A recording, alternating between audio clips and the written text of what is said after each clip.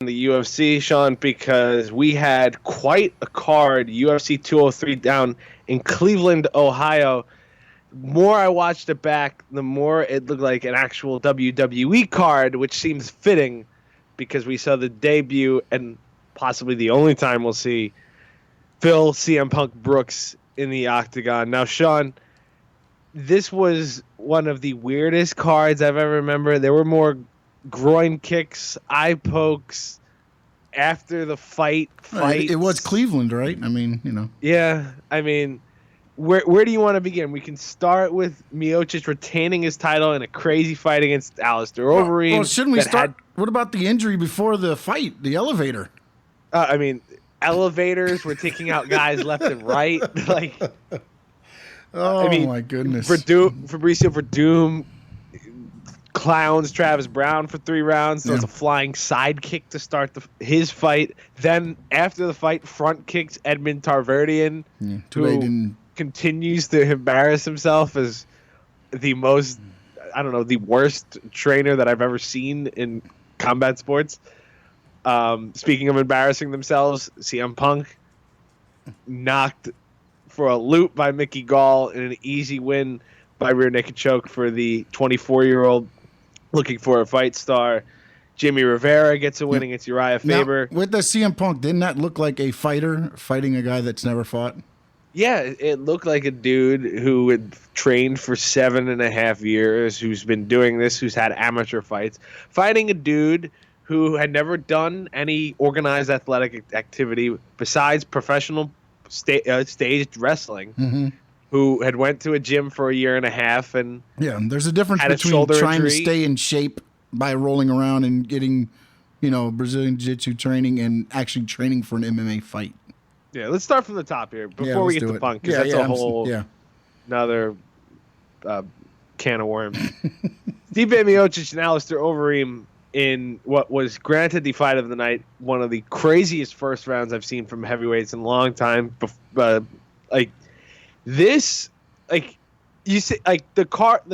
crowd seemed drained right before this fight because there were so many weird things that happened previously, but immediately Overeem comes out, the boos rain down, Miocic comes out, the cheers go up, and this one was really close up until Miocic nailed a couple shots late in the first round. They were kind of going back and forth, feeling each other out. Alistair Overeem nails a left hook, and Miocic falls to the ground. You're thinking, oh my God, Cleveland's going to lose again. They're going to go down again. Overeem locks in the guillotine choke. Miocic does not tap, which became a point of contention after the fight. Yeah, as Overeem, who was, remember, knocked out like a minute before that interview with Joe Rogan, said, I thought he tapped. An awkward moment ensued with Overeem and Rogan watching the replay just to try to see if there was to stamp out any controversy. Miocic did not tap. It was very awkward for Overeem, and it was awkward for Rogan too. But Overeem became so close. He didn't go for the ground and pound when he knocked him out. He went for the guillotine. That's his trick. That's his move. Couldn't get it out. Miocic found a way to sprawl out of it. Nailed a couple shots within boxing range. We talked about it on last week's show. He was all over him. He kept it close. He didn't allow those kicks to do a lot of damage. Got him to the ground. He chipped away at him. Then threw a couple of huge hammer fists that started bouncing Overeem's head off the mat like a basketball. And it was over. Stipe Miocic retained his title. What'd you think of the main event fight? Well, I mean, it went the way I thought it would go. Miocic knocking him out. That's what I picked. I knew that was going to happen. Come on now. That's true. But, I mean, you did pick Travis Brown, which we'll get to. Yeah, well, I was hoping maybe somebody would come through for me there, That was just, hey, I can't get them all right, okay? I got to give you some room to come back on me here. That's true. We did end up going 3 out of 4, both of us, in the fights that we picked with the we picked the wrong heavyweights in each fight. No, but I mean, look, I mean, that guillotine choke of Overeem's, I think he's finished people with that. So I guess he thought once he got it locked, it was a sealed victory. I don't know what did he loosen up the guillotine when he thought that supposedly he thought Miocic tapped or whatever, so Miocic was able to get out of there. Who knows? But Miocic, he's surprising me, but now I'm interested to see, and I'm sure we'll get into it in a little bit, but who his next opponent may be. Well, let's talk about that because we'll move on to the co-main event. Fabricio Verdum outclasses, embarrasses the weirdest heavyweight. That seems to be the going thing every time Travis Browne fights, right?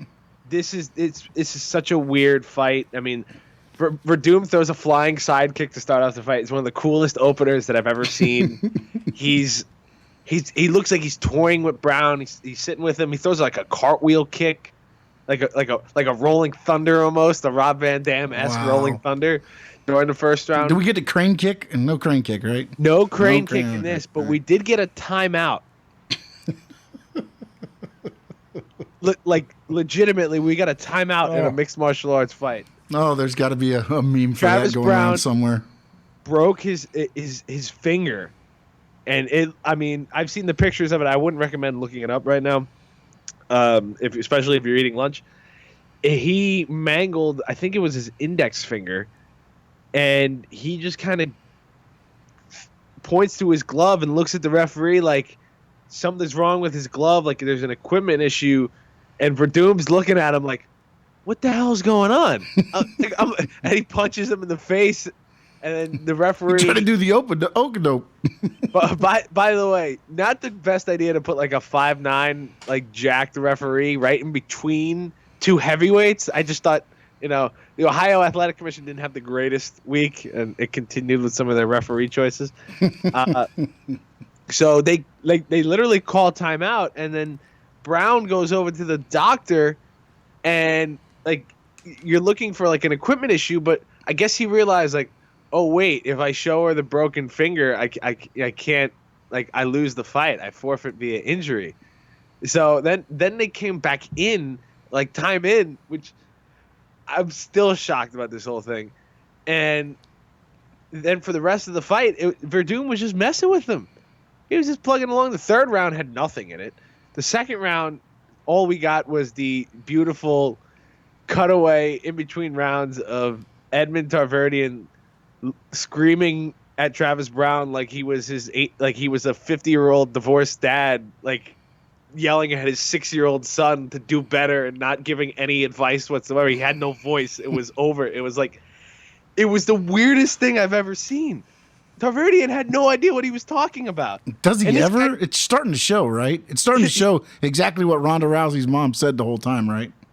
It looked, he was so disconnected, and watching him in the embedded videos, he was talking, Travis Browne was swimming at the hotel the night before, and he's like, oh, do some laps. It's good for you. It's but they didn't give you cardio for tomorrow night.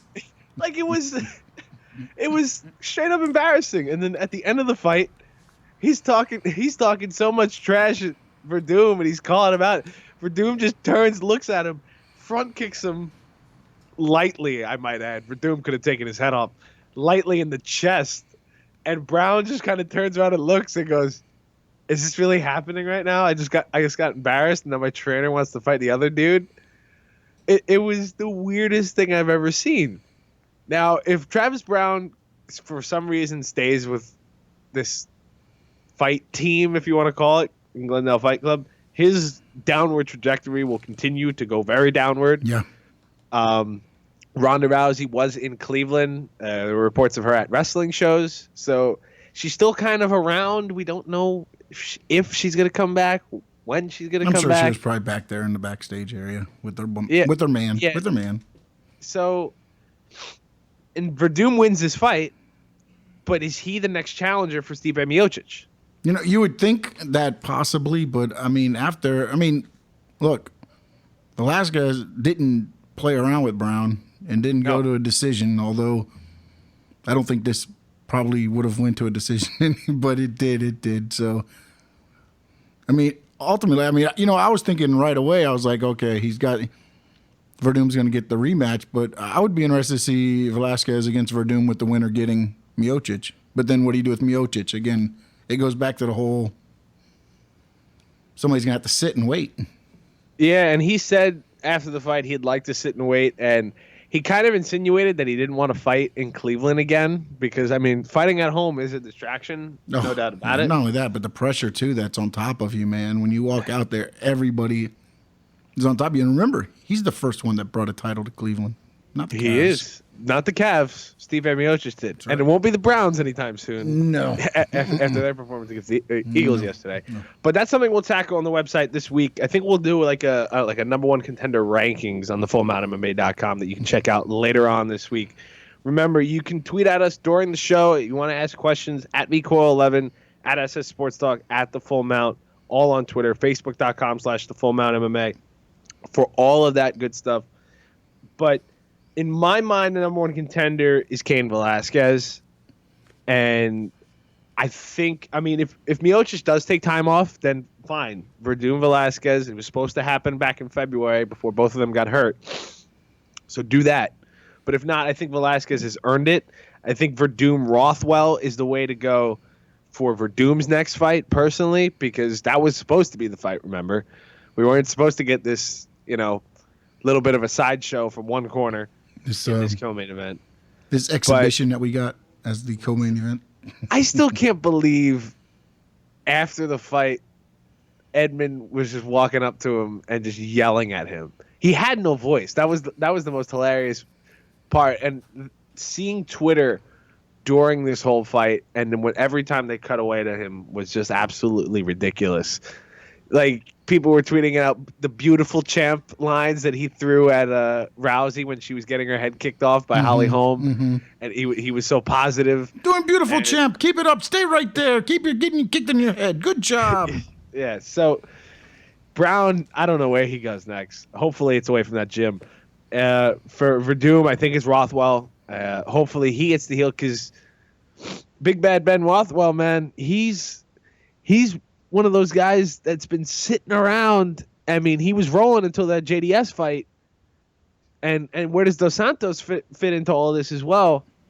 I think Velasquez is the fight to make for Miocic next because we should take advantage of the time that Cain is healthy because he's been injured so much. You don't know you're just giving guys the title fight because, he's healthy and he won the last fight. I mean, I think it's got to be Velasquez against Verdum. Rothwell lost his shot. Rothwell falls back now. You got hurt, you fall back. That's the way you do it?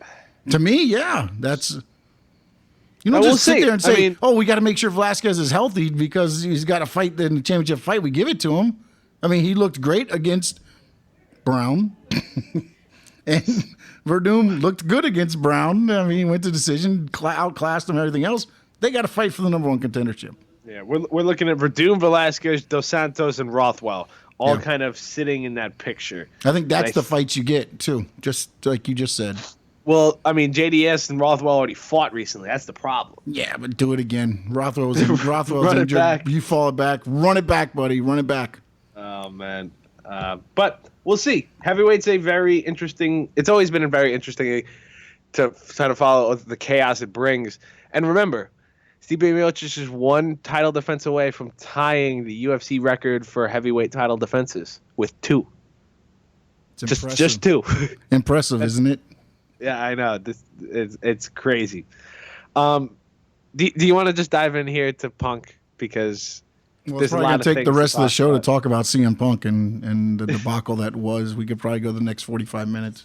All right, then before we go to Punk, then, if we're going to, because that's got so much, let's talk about Urijah Faber, your boy, who got... You said it wrong. I said it wrong? Yes, it's Urijah Faber.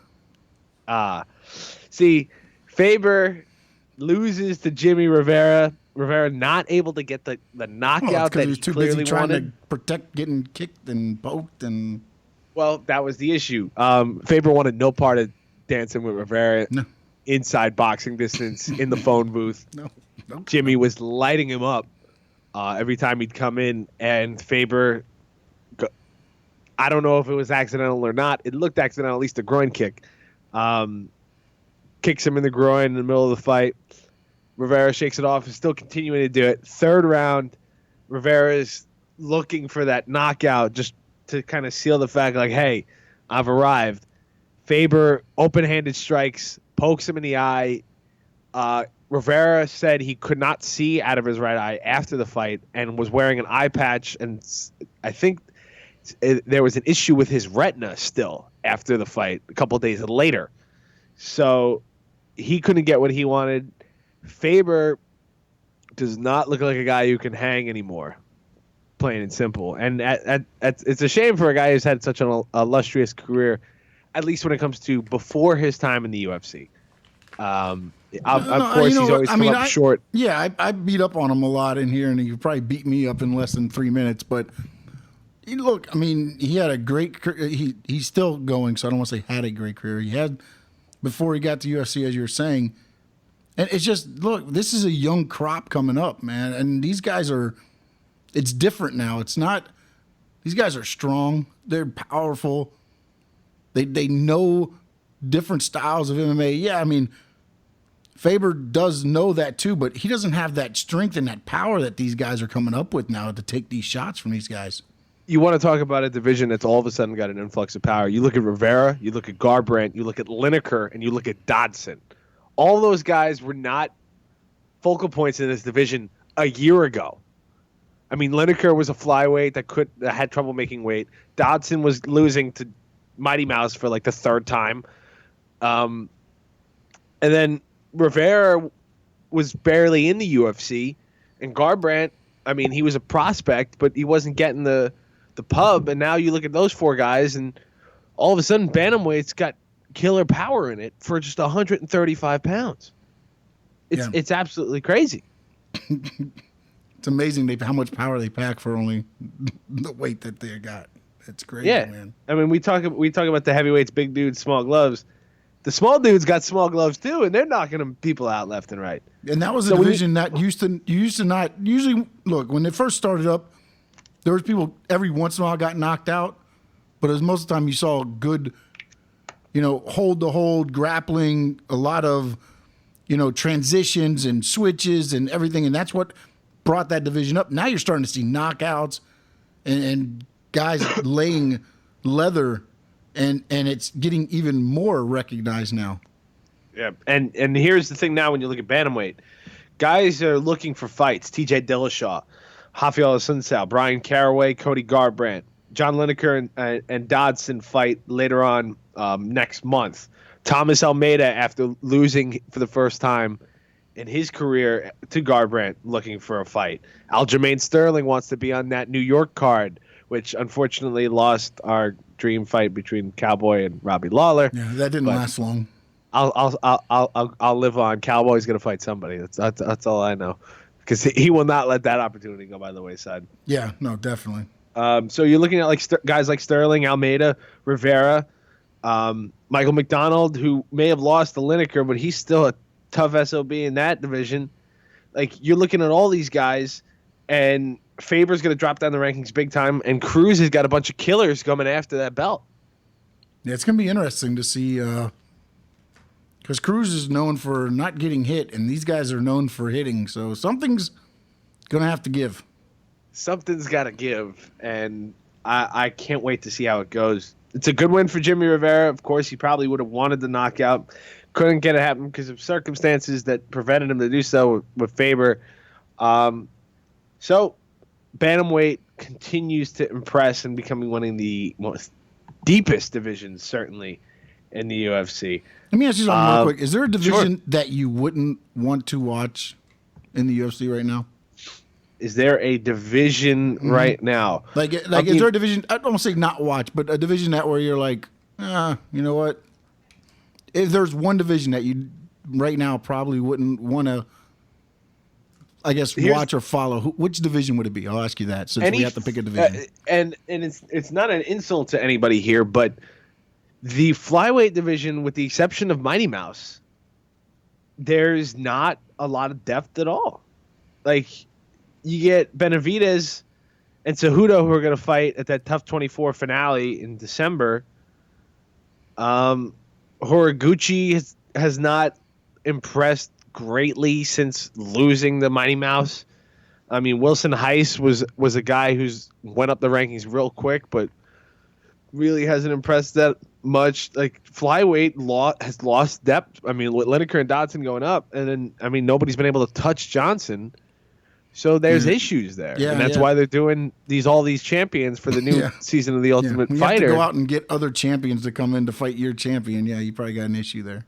Yeah, that would have to be the division, at least in my opinion, that is lacking the most depth. When it comes to that, and I mean, CM Punk was lacking a lot of things on Saturday night. I mean, it wasn't heart. It wasn't, it wasn't the desire to go out there and try to win. It was the skills that he was lacking. Well, I think once he got in that cage after that walk-in and everything, and it was all there, I think once Gall started charging at him, he went. I remember there was a tweet that I retweeted from somebody, and it was like, Gall equals brown belt, Punk equals brown pants. And that's I think what happened, man. He went down there, he got him down, and you could see. Look, Punk had learned some things because he was trying to protect himself. He was working the hands at first, but then Gall just started unloading on him. And as he should. Yeah, no, I agree. I'm just saying it just was not in the cards, shall we say. He came out the cult of personality. He tried to intimidate Gall at the weigh-ins. He tried to do all the mental games that you would expect, like for a guy like that who obviously doesn't have the skills advantage, to just kind of psych Gall out. Yeah. And he kind of came at him a little quick. Gall probably, whoever's coaching him is telling him, all right, there's going to be all this stuff surrounding it. Just shoot for the takedown. Don't get kneed in the face. And then we go from there. And he literally shot for the double leg, took him down. Now, Punk landed 6 total strikes in this fight. I don't think any of them really did anything because they were all from the bottom position. I was going to say, I thought he was trying to protect himself on 2 of those punches. Yeah, I mean, that's the kind of thing you were looking at with him. Gall goes out, takes care of business. They're like, look, just get Punk down to the ground and finish him. That was the goal of this fight. It was like, let's not mess around. Let's not take some fluke accident and this guy hits you or something for some reason. You take him down, you pound him. When he lets you sink in the choke, you sink in the choke, and let's get out of here. Let's end this publicity stunt now. And before we get to all the permutations and combinations and all of this talk surrounding Punk, Gall calls out Sage Northcutt after the fight. Smart. I like it. Yep. Kid's smart. Dropped a lot of expletives during his post-fight interview. You're on pay-per-view. It's okay. It's okay. You can do that. Yep. As long as you're not Nate Diaz on Fox, you can do that. Yeah, and as long as you're on regular TV, you're all right. So Gall calls out Northcutt, which is weird because Northcutt's technically a lightweight, but he has fought at welterweight, but that was his one loss at welterweight. So I think that's fun. It's like the 2 anointed UFC like young kids. Yeah. Mm-hmm. And Northcutt, if he loses, both of these guys have long careers ahead of them, hopefully. And both of them were found on that show, right? On the Dana White show? They're all looking for a fight product, so Dana White gets a pop out of the whole thing. Yeah.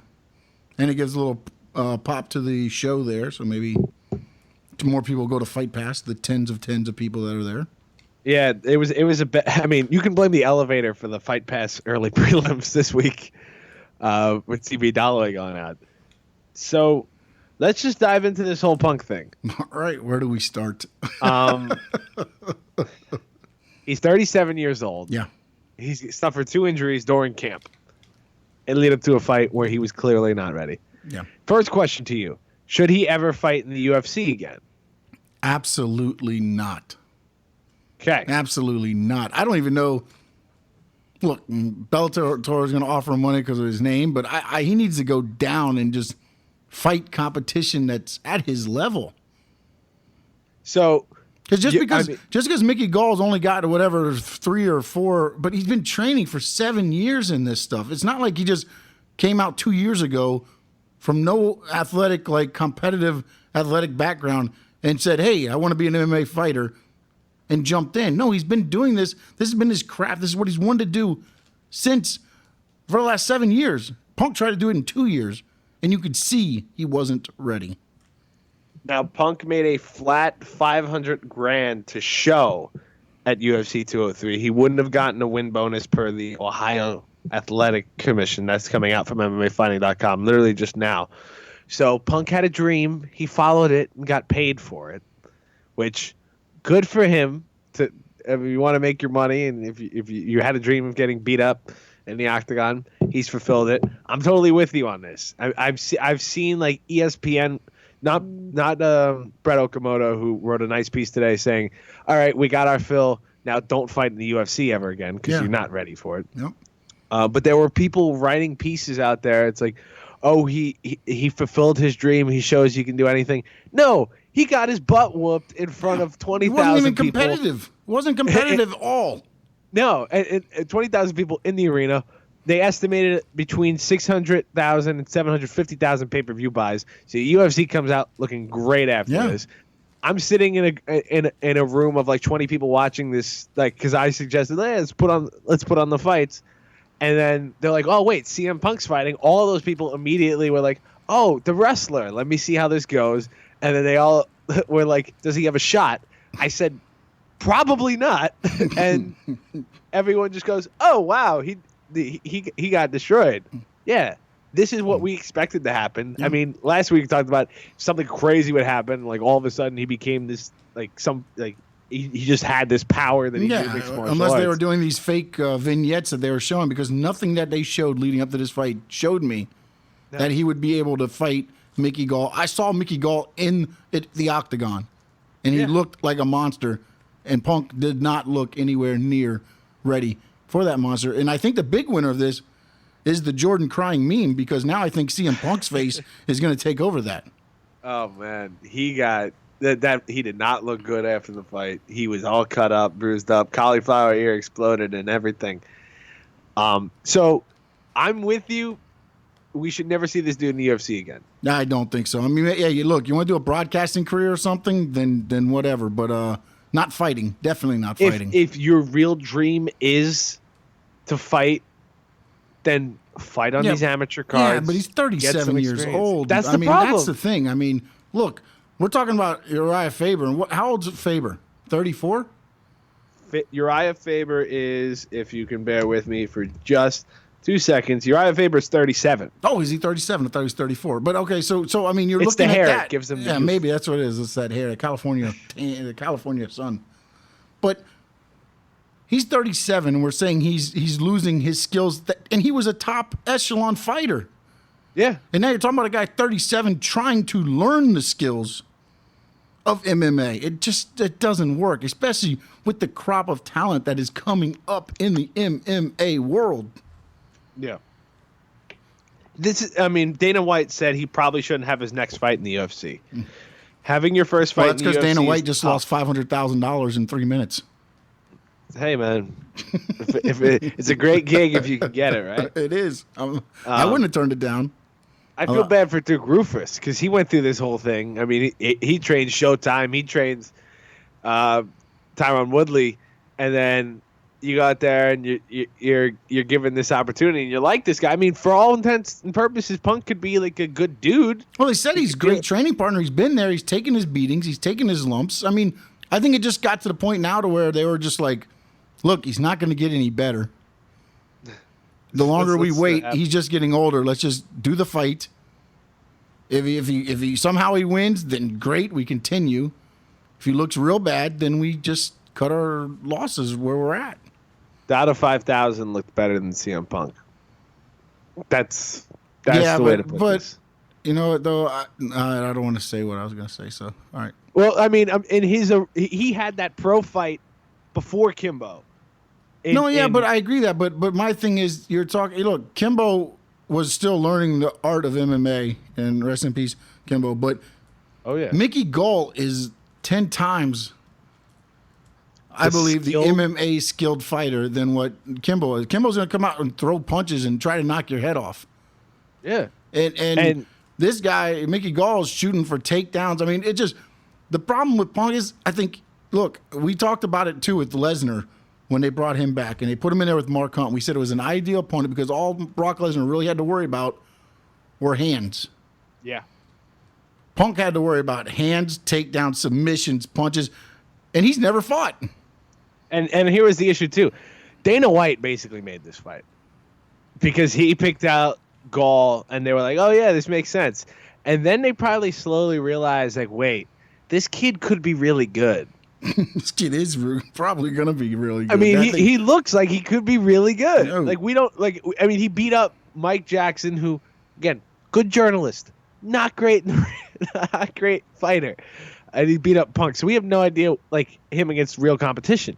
But this was not a fight obviously made in the interest of competitive balance. Like when you see Joe Silva and Sean Shelby make these fights, this was a fight made to promote 203, and Stipe Miocic, Overeem should be happy that Punk was on the card because they get a boost from it. I mean, if they're getting pay-per-view points from this, and then Punk could go out and say, hey, I did what I wanted to do, and if he wants to do it again, go for it. Fight in a gym somewhere, a couple amateur fights. I mean, Bellator will probably jump all over it if and when the UFC cuts him, or World Series of Fight. I mean, these promotions can try to do this if they want. It's just what you're going to get. This is the kind of setup that was expected. Like, unless he was just like whiz kid at 37 years old, just puts on the gloves and is like, I know how to fight. This is what was going to happen.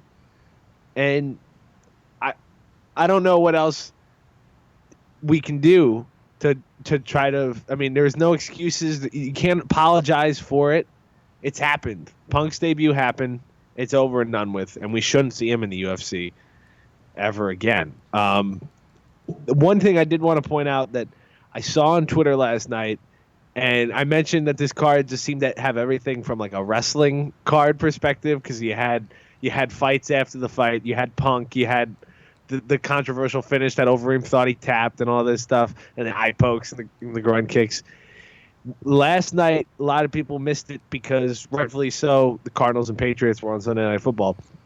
WWE Backlash, the SmackDown had their first ever pay-per-view. Do you have Comcast? I'm sorry. Do you have Comcast up there? What do you have up there? Do I have Comcast? No, I have the great Cablevision Optimum run by the tremendous owner of the New York Knicks, James Dolan. So I have that. Well, I can tell you this. Last night, Comcast decided the first Sunday night of football to cut cable in my area to run cable lines. Ooh, that's good. Yeah. And no warnings, no nothing. Just all of a sudden, I was stuck on a channel that I couldn't get off of. Well, there were no warnings for Punk when he walked into that octagon, so maybe you can feel with him a little bit. I'm gonna tweet at him. One of the matches that they had, two Cleveland staples, if you will, yeah, which I found very interesting. Dolph Ziggler and The Miz. If you watch back, you can find this online. You probably find the GIF online. WWE slyly reenacting the opening of the Punk fight with the heel, the bad guy, The Miz, stepping forward, CM Punk style, and the babyface, the good guy, Dolph Ziggler, immediately shooting for a double leg takedown, similar to what Gall shot for, beating him on the ground with a ground and pound, what Gall did, flipping him over and going for the rear naked choke immediately, and Miz almost tapping out just a minute into the fight. So even when you think the parallels between Punk and WWE are gone, they're still kind of there. We've seen this before. There's still I believe a lawsuit out there from Punk with the WWE. There is, when it comes to his injuries and the doctor, one of the doctors from WWE. Yeah. So there's still, I mean, they've done it with the McGregor fight. They did it with the McGregor-Aldo fight, I believe. And one of the McGregor-Diaz's fights, where they just kind of throw these little things into a match and they throw a spot in where you never kind of see it. But when you look back and go, oh, that was a sly thing. And WWE, he's always late to the party when it comes to pop culture stuff. Actually kind of nailed it this time. Yeah, they are usually like a week or two late, usually. Mm-hmm. Completely. Right. So this card, I mean, it had a whole lot of different things. One thing I definitely don't want to forget to mention here: Jessica Andrade beat the living hell out of JoJo Calderwood, and man, her transition from bantamweight down to strawweight is making her more dangerous than I've ever seen somebody. She's kind of rising up strawweight fast, and don't be surprised if you see the Andrade, kind of just get some interesting fights. Maybe a Carla Esparza fight coming up, and before we see Paige Van Zandt, who's one of the biggest names, and hopefully we get the Joan Jacek, Karolina Kowalkiewicz fight first. But don't be surprised if they will never allow it to happen because the announcers will never be able to call that fight. Well, just don't put Goldberg on the call. You'll be fine. I mean, wow. I take shots, but take shot. The dude said California Love, the song, is synonymous with Urijah Faber. California Love is one of the greatest rap songs in the history of music. If it wasn't for Faber, nobody would know about it. Literally, that's what he said. And I'm sorry if I'm blowing your levels here, but he literally said that when equating it to one of the most popular songs by Tupac ever in the history of rap. And he's like, it was made famous by Urijah Faber. Like, bro, come on. I mean, come on now. That's the way it works, right? I mean, so all these fighters make these songs popular. The best is when Goldberg says, "Oh, he's in trouble," and then Rogan goes, "No, he's not." Like, he's setting them up. He could be a great dude. I have any personal connection to him, but man, come on, you got to be better than that. You have to be. Well, we know we can't call NFL games. We know we don't want to call an NFL anymore. All right. Oh man, that Lions-Vikings game. Whew. That was and you thought Lions-Vikings couldn't get any worse, huh? Calvin Johnson apparently was wearing purple that day. Nice. That, I mean, the whole card. I mean, and the other fight, Jessica Ai and Correia. Correia wins in a weird FS1 primer for the card. I don't know where she goes. She wanted Cyborg. Cyborg fights very soon, I think in 2 weeks. So maybe she gets her wish. She's going to get her wish, but I don't know if she's going to wish it after it's done. No, not at all. But if before we move on, Jessica Ai, it's not going to look good for you. Yeah, Jessica Ai. I mean, I don't think that's a fight that gets you cut because I thought she won. But man, she's got to get a win under her belt sooner rather than later before she gets out of here. Just if you guys have never heard us before, I know we're currently on a new time slot, and hopefully this will be the one going forward through football season at least. Never heard of us? We are the Full Mount MMA.com. This is the TFM Live podcast. You can find us online, thefullmountmma.com, facebook.com/thefullmountmma.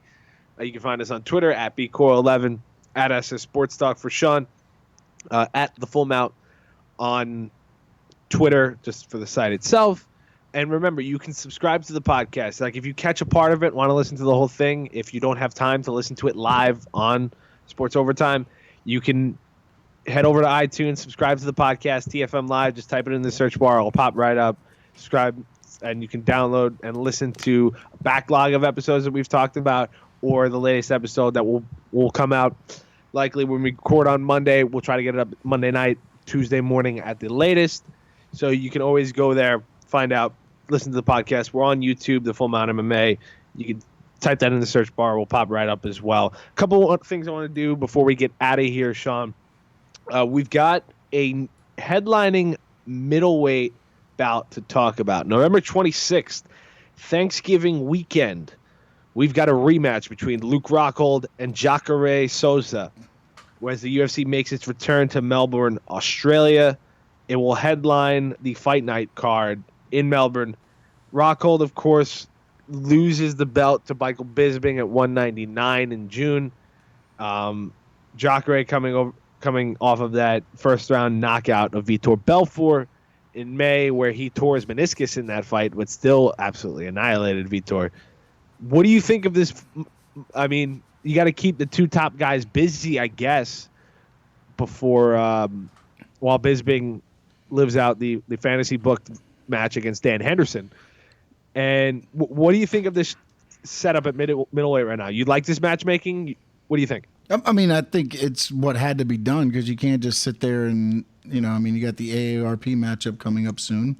And you got Sosa and Rockhold sitting there. So, the interesting thing is no, it's a rematch, of course, from their days in Strikeforce. Yeah. No, I mean, that, I guess you look at it and at least there's a storyline to the fight. But what's going on with the injury for Weidman and everything? Well, this is what I find very interesting. It appears, and I saw Ariel Helwani tweeted this out last night, answering questions from people on Twitter. It seems like Weidman's coming along good. The fight for Weidman now looks to be Yoel Romero, who, remember, got that shortened USADA suspension, who's now available to fight. And when you look at the middleweight division, you look at Rockhold, you look at Jacare, you look at guys like that. That's at the top. And Weidman, who needs a win after losing the belt and then not being able to compete in the rematch at 199, I think that's the fight to make. And Weidman will fight on 205 if he's healthy. That's bar none. He will fight at the Garden. So you look at the top four, it's Rockhold, Weidman, Sosa, and Romero. And then you get a drop off a little bit with Vitor, Anderson Silva, Robert Whitaker, Gegard Mousasi. Tim Kennedy will be fighting Rashad Evans at UFC 205, so you get a middleweight fight there. But this is the way it's going to set up: Weidman, Romero, and Rockhold, Souza, and I guess whoever performs the best out of those two fights, we're looking at Bisping's next challenger. Do you see that is that a bad matchup for Weidman, you think, getting Romero, or should he have tried? What's Romero gonna be right now? We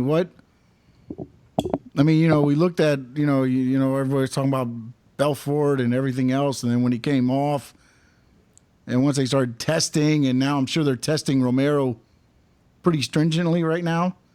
Yep. Leading up into fights, does he come out the same? Is he the same fighter? He's 39 years old. That's the thing with Romero. Yeah, we're talking about what earlier we're talking about CM Punk with 37 being too old. Well, he has no skills though. And then you talk about Faber losing his skills at 37. Now you're talking about a guy who's at 39. Yeah, he was a late bloomer too. Yep. Remember? Yeah. From the Cuban silver medalist in the Olympics for wrestling. I think that's an interesting matchup, given their wrestling backgrounds. Yeah, it will be. I think it's going to be a 3-round fight. I think it's definitely beneficial of Romero, depending on where it's located on that card. Yeah, it definitely has the outlook of Romero looking better coming out of that fight when you look at it. It's going to be interesting to see how everything plays out. But Sosa Rockhold is going to be a tough one there, and then Weidman again. He's coming off injury, and you got Romero coming off of a suspension. So we talk about it here, and I usually talk about it, and then it turns out exact opposite. But you never know what you're going to get in this fight. But I like. If you're going to go the.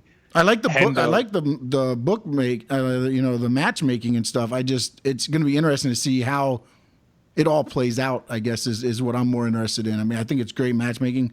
It's just going to be interesting to see who ends up getting at Bisping. That's for sure. As long as Bisping gets out of that Hendo rematch next month. My goodness. Would the world it just tip the MMA world upside down? That's the fun thing. Because would he be the first champion like just retire with the belt? I guess. I'd have to go. GSP technically retired and vacated the title. If you want to go. I guess, technically, you're right. Okay, I stand corrected. But this guy's going into this fight knowing, hey, I'm done. This is my last fight. Whether I win or lose, I'm done. Now, whether he sticks to that, we'll see. But that has been going into this fight. It's been, if I win or if I lose, I'm done. And 204, when you have Bisping and Henderson on that card, these are the matchups you're looking at. You're looking at Vitor versus Gegard Mousasi. You're looking at OSP against Jimmy Manuwa, who I don't think is yet. He's still recovering, I think, from the Anthony Johnson knockout at this point. So that card's a little weak. Stefan Struve was supposed to fight Ruslan Magomedov. Magomedov's out of the contest due to injury. So I don't know how that card is shaking out. Supposedly it's sold out in 6 minutes, which is good. And despite the fact it's going to be like the main event's going to be going off at like 4 a.m. Yeah. There. And then 205, we've got a whole bunch of different, Dustin Poirier and Michael Johnson are headlining UFC Hidalgo in Texas this weekend. Which, wow. I didn't know Hidalgo, Texas existed. Yeah, come on now, Hidalgo, Texas. Yeah, as a fight, as a East Coaster, as a Jersey kid. I know it existed, but I just didn't think it would exist enough to host a MMA fight. Yeah, the Diamond against the Menace. Poirier, Johnson, headline Uriah Hall, and Derek Brunson will be the co-main on FS1 this Saturday night. So I haven't heard anything much about that one. Yeah, well, that's because Oklahoma and Ohio State, have a game. But that's not that good anymore either. Oklahoma is that. It's a tough. This is football season now, and the UFC wants to put on all these fights. Their ratings are going to fluctuate big time depending on who they trot out there. And the big one is 205. Madison Square Garden. What do they do? Where do they go? They luck out with that because most football games, other than your West Coast ones, are over by 10, 11, give or take. So the way they've set it up. Yeah. Now, in the East Coast, pay-per-view, late at 10 o'clock, that I find very interesting for just the way the Garden is going, like the way the event is going to happen at the Garden. It hasn't been announced that it's going to be at 10 o'clock yet. And knowing the city like I do, I work there every 5 out of 7 days a week. The trains out of Penn Station, which is right underneath Madison Square Garden, which is how most people get to New York City, stop at like 1 o'clock. So you're dancing with the devil when it comes to main event time, and you don't want people leaving to try to get home, and especially if Conor McGregor is going to be headlining, which there's rumors out there. Man, you keep throwing it out there, buddy. Just keep throwing it out there, hoping to come on, universe, bring me Conor McGregor. Bring me Conor McGregor. This is, we've talked about it for the past couple of weeks. I said I wouldn't be surprised if that happens. Hawani tweeted out that it looks like that's what they're aiming for, but the holdup is McGregor right now because we don't know what is going to happen. We don't know if he's healthy enough to do it. I wouldn't, if I was McGregor and I was advising him, I wouldn't do it. You need to get healthier. You can't fight this many times and have your body not break at some point. Yeah. Because that would be the worst. Him and Alvarez going at it, and then McGregor suffers an injury in the fight. Or the lead up to the fight. What's the co-main? You're going to stick Cormier and Johnson on the co-main? Like, I think that's a headlining fight. Yeah, I think you let them headline than not McGregor. Just give McGregor time. More and more, it looks like McGregor Alvarez is going to be, as long as he comes out of it, as long as he's not no longer the holdup, which apparently he is, that's the fight that's going to happen. Alvarez, a Philly guy. McGregor, obviously the most popular fighter in the UFC. Heavy Irish contingent up in New York and New Jersey, as I can vouch as an Irishman myself. That place would be rocking. I'll tell you what, if McGregor fought here. But the other question is, if McGregor fights, and we'll close the show out with this, for the 155-pound belt, what happens to the featherweight belt? I think you make that the co-main event of 205. Can you make that the co-main event? Because who's going to be Aldo and... you want to do Holloway? Do you want to... What do you want to do for... Or you just make... Because right now, Aldo is your technical interim champ, right? Yes. Do you just make him now? Okay, he's gone. Now you're the champ, but you defend the belt at 205. And McGregor doesn't want to vacate the belt. Supposedly, he wants to fight now, and he wants to fight. You can Super want Bowl weekend in February. but something's got to happen. I mean, it's ridiculous to have an interim and then your champion fighting for another belt when you know he's probably not going to be coming. And if he does come back, is he going to be? I mean, you can only go up to 170, down to 155, up to 170, down to 155, down to 145, back up to 155. You can't. Your body can't take that much weight cutting. How many times can you try it before as you say, it catches up with them? It would be Aldo Holloway, but Anthony Pettison's in that division now too. So I mean, Holloway's done more than enough to deserve a title shot. But it's not in Hawaii. He won't do it. No, so he won't do it. So Johnson gets it by default. And then Pettis. I'm sorry, Pettis gets it. I'm sorry. I said Johnson. I'm thinking Johnson. Yeah, so it's a whole cavalcade of problems when you invite McGregor to fight Alvarez. And if you're going to go for the 155 belt, fine. Vacate the title. I mean, that's what's got to be. You can win it back. Look, if you want the 155 match, we'll book it as champion versus champion. But as soon as the belt, if you win the belt, you vacate the 145. So he still gets the whole, I was a 2-division champion. And then he can, because that's what this is all about. That's all he wants to be. That's the problem. That's the thing. So now, boom, okay, you get it. Now, the day after or 2 days after, you vacate the belt. If you want to go back down and fight for that belt again, then maybe that's the next fight that you do. I think that's the way to go, personally. It's just whether McGregor wants. Like, I mean, it's so funny because and I know the other owners said this, but McGregor is bigger than the UFC. He is. I mean, this says it right here. 1.65 million. No, I know. I'm just saying because any other champion, you're telling them we're taking the belt from you, but this McGregor, you're not. It's the way it is. That's the way it's going to go. And like I said, McGregor has repeatedly broken the $1 million pay-per-view buy barrier. He outdrew the largest professional wrestling pay-per-view card of all time by 400,000 buys. He outdrew the UFC's. He repeatedly breaks records over and over again. People care about him fighting. He put on an absolute classic against Nate Diaz in that second fight. And it was great to watch, and he didn't lose, which, again, he won that fight. The thing that you take away the drawing power from it, and Nate became bigger from it. So everybody won. Because he talks the talk, and then he backs it up. That's so far. He's backed it up every time he's did it, except for once. Yeah, and that was on a 9 days notice fight opponent change. Yeah. Like, I saw the crazy number. I think it's close to half of McGregor's opponents in the UFC his original opponents have pulled out of the fight. I mean, Aldo pulling out, Dos Anjos pulling out. Like this is what happens to him. But he keeps fighting. So you have to give him that credit and the plaudits that he deserves in order to do something like that.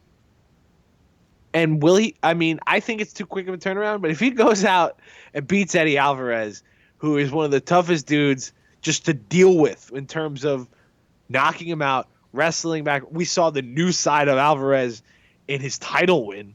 Like, man, I'd never seen that Eddie Alvarez before. And he looked great.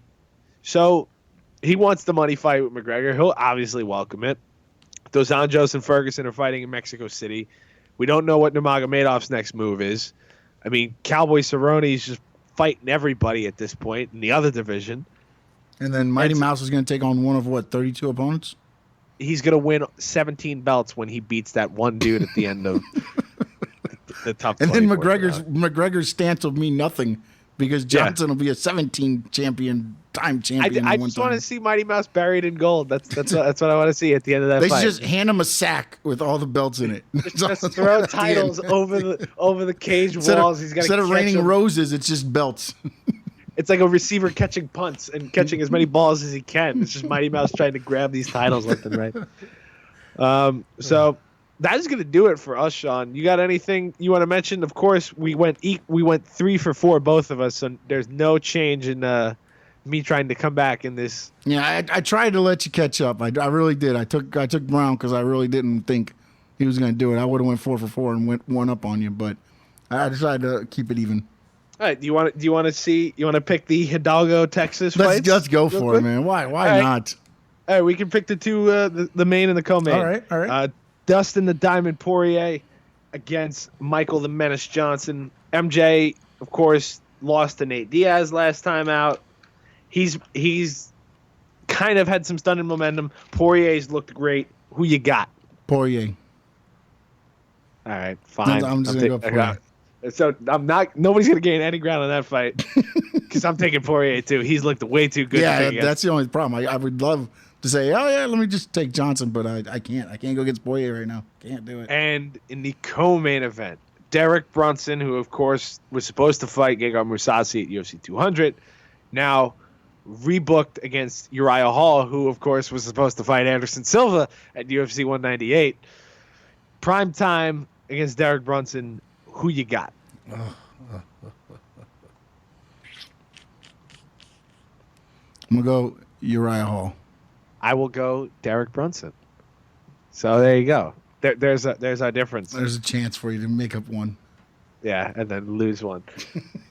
So we want to thank you guys for listening. Remember, you can find us online, thefullmountmma.com. You can find me, Brian Coyle, on Twitter at bcoyle11. Tweet at us. Let us know what you think of the show. If you have any ideas, if you have any opinions you really want to express, send them our way at SS Sports Talk for Mr. Sean Stanley on the other side of this. At the Full Mount on Twitter, just for the site to follow all the latest articles that we put up, the breaking news, rumors that we hear, all of that good stuff.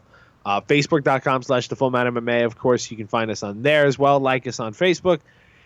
You can find the show on iTunes. Subscribe to the podcast. Just type in TFM Live. You can find it easily. Just click subscribe, rate us, review us. It helps us kind of navigate through the iTunes charts to kind of get a little higher up. So thank you guys for that. If you want to pitch an idea, a segment. If you don't like the way we talk about something, let us know. We do this for you guys. We want to create the best news outlet sort of analysis that we want to talk about to provide you guys with the best stuff that we can bring to you. So for Sean, I'm Brian. Have a good week, everybody, and we'll be back same time next week, Mondays at 12 o'clock right here on sportsovertime.com, live and then recorded on podcast on iTunes. So thank you guys for listening. We'll be back next week. See you later.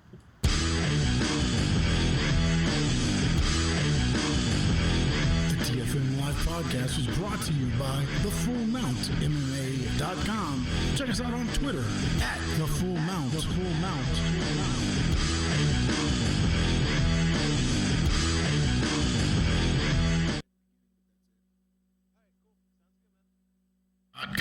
It's all sports. Want your business advertised on the radio worldwide? Gain more clients and advertise with us at MiamiUndergroundRadio.com. For more info, call 305-728-1120. That's 305-728-1120. Or just email us at MiamiUG